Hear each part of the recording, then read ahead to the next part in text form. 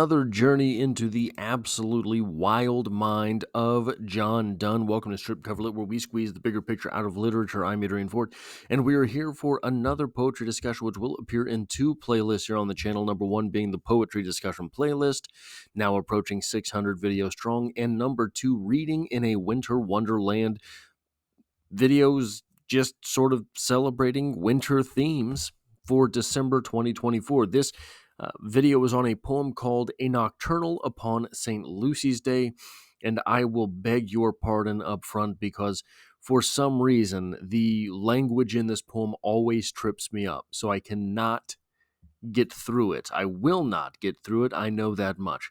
It reads as such. "'Tis the year's midnight, and it is the day's, Lucy's, who scarce 7 hours herself unmasks. The sun is spent, and now his flasks send forth light squibs, no constant rays. The world's whole sap is sunk, the general balm the hydroptic earth hath drunk, whither as to the bed's feet life is shrunk, dead and interred, yet all these seem to laugh compared with me, who am their epitaph.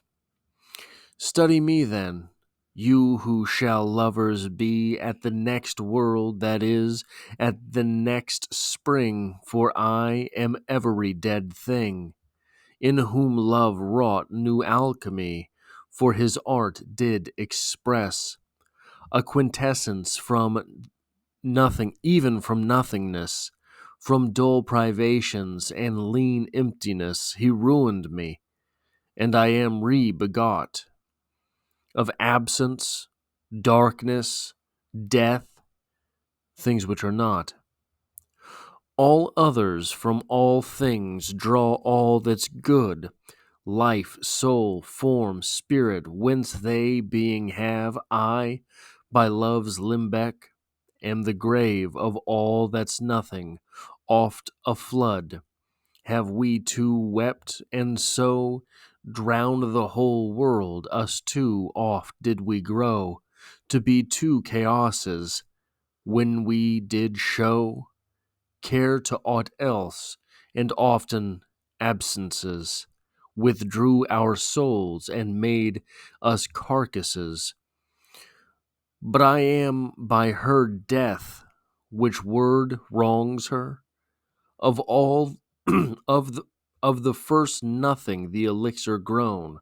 Were I a man, that I were one, I needs must know I should prefer, if I were any beast, some ends, some means, yea plants, yea stones detest, and love all properties invest. If I an ordinary nothing were, as shadow, a light and body must be here. But I am none, nor will my sun renew you lovers, for whose sake the lesser sun at this time to the goat is run to fetch new lust and give it you. Enjoy your summer all, since she enjoys her long night's festival. Let me prepare towards her, and let me call this hour her vigil and her eve, since this both the year's and the day's deep midnight is. So the poem is a man who has lost his lover and is basically ruining everything. Everything is wrong now. Nothing is here. Nothing is good. Nothing is right. I am just going, as we see at the end there, let me prepare towards her. I may as well go too. There is nothing here for me. There's nothing for me to do here. There is nothing in this world for me. Now, part of what I want to talk about here is the metaphysical aspect of this poem. John Donne was one of the metaphysical poets, and here's the way I think of the metaphysical poets, and maybe it's too poppy, I don't know. The metaphysical poets, if you're a fan of rap or hip hop at all, basically the metaphysical poets are Lil Wayne. Yes, Lil Wayne. Um, when you talk about the sort of the shiny language, the unique metaphors deployed by Lil Wayne, the mastery of the language that is necessary for extreme witticisms. These, to me, Lil Wayne is the metaphysical branch of rap. When you think of your favorite Lil Wayne lyric, probably you have one. What will strike you probably about that lyric is that you will think of it and realize that not in a million years would you ever have come to that. So my story with it, the Carter 4 I think came out, and there's a lyric in the Carter 4 where he says, "Real G's move in silence like lasagna." And that came out during a summer where I had 3 jobs. Two were working retail, one was working specialty retail, one was working in like a bookstore, CD store, game store kind of hub, and then the other one was scraping and painting a house. It was a brutal summer too. 100 degrees all the time, every time. 110, didn't matter. Up on a ladder. Uh, Paint chips all over me. Just it terrible experience.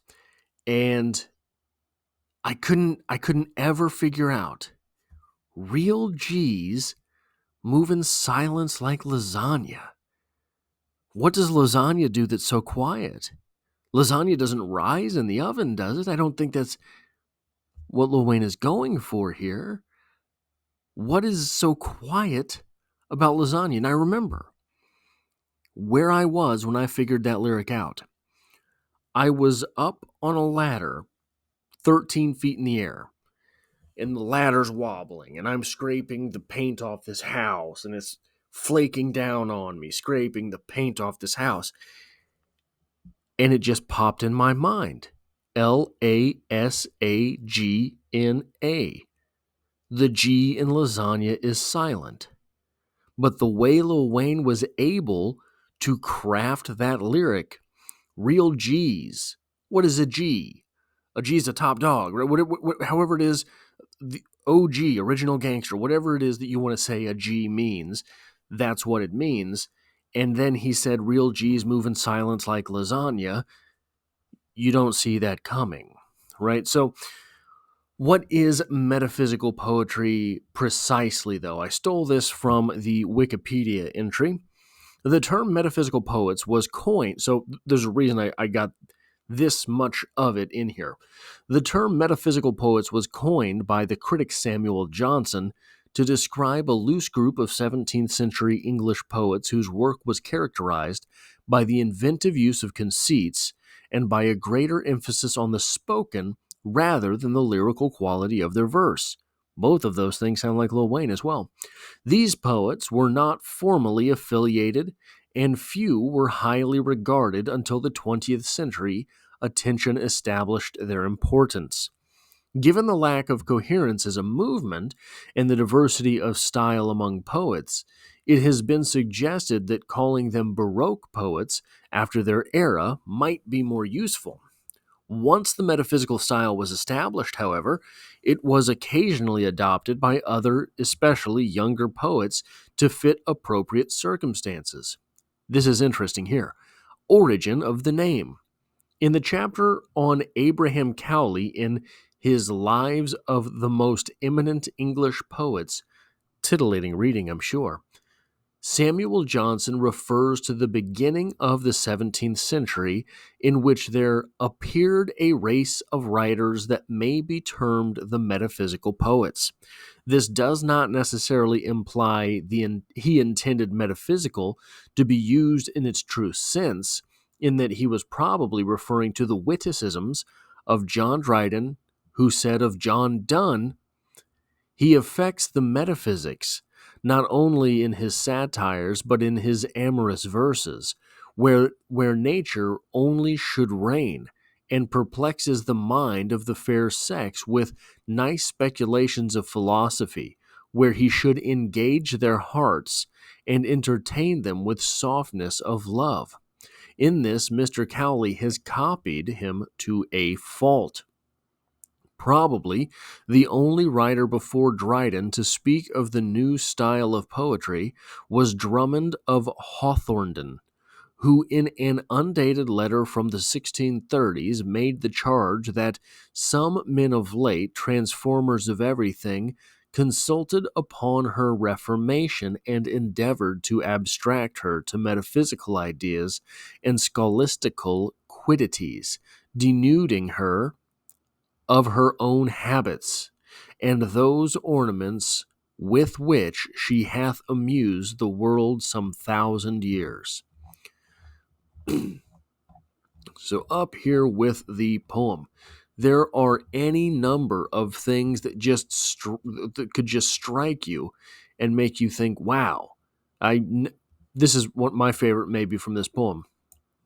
The sun is spent, and now his flasks send forth light squibs, no constant rays.